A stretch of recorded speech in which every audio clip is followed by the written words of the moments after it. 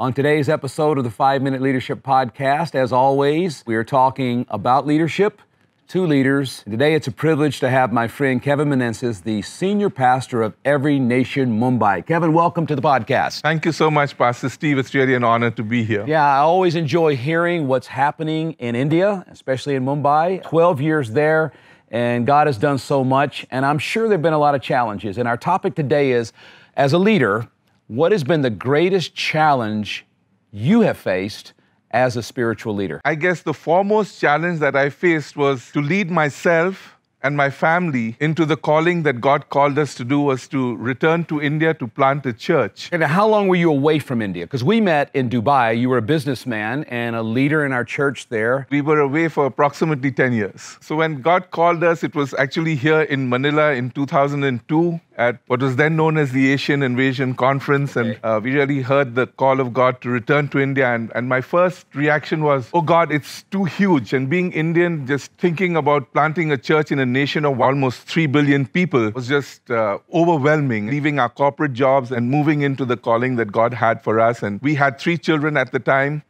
So it was a decision that weighed heavily on us. And a lot of people thought I had lost my mind, you know, especially people in our family, that I was jeopardizing my family, the life of my kids, our careers. Yeah, you had a great life in Dubai.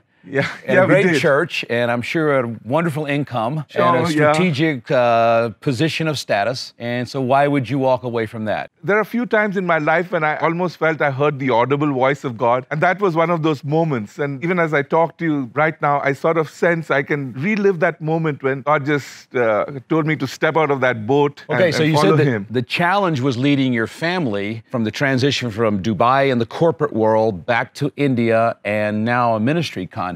So what were the biggest challenges in that process, and how did you deal with those? Well, obviously, the biggest challenges was not knowing. I mean, I sort of have an idea what we were walking into, the challenges of in India being a Hindu nation and planting a church in that context. The other obvious challenges were our children had not grown up in India, so how would they integrate back into the culture? And one thing I can say after all of these years is that when God calls you, I have now understood that God just doesn't call me. He really calls our family. This is something I could not have done or achieved on my own, to have that kind of unity in the decision. For us now to have a church that's growing and a church that's so different. I never envisioned that I would be leading a church full of students. I mean, that's not my doing too. And when you think about the call on your family, when I was there in Mumbai with you guys, I was so impressed watching your kids minister and watching them do ministry along with you and Lynette. It was a beautiful thing to see that it wasn't just you, it was the whole family. The whole family making disciples together, the whole family planting a church together, the whole family leading worship together. It seemed like every aspect of the ministry. It was the whole family, along with now the extended spiritual family, doing it all together. And at your apartment, it seemed like the door constantly opened.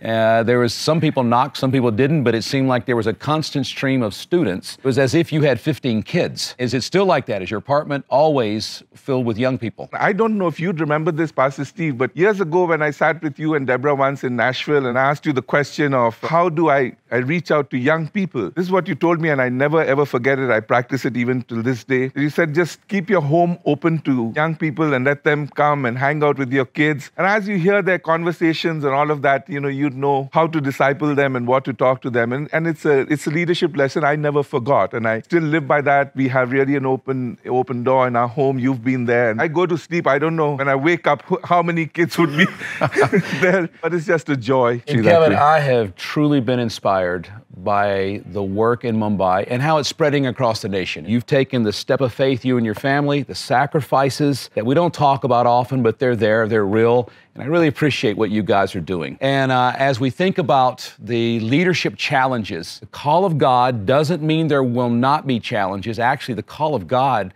usually creates more challenges. But if we hold to that word and obey and keep doing what God calls us to do, we look back and we see some amazing things God did. So leaders, stick with the call of God, stay with it, don't quit, don't deviate, keep pursuing that.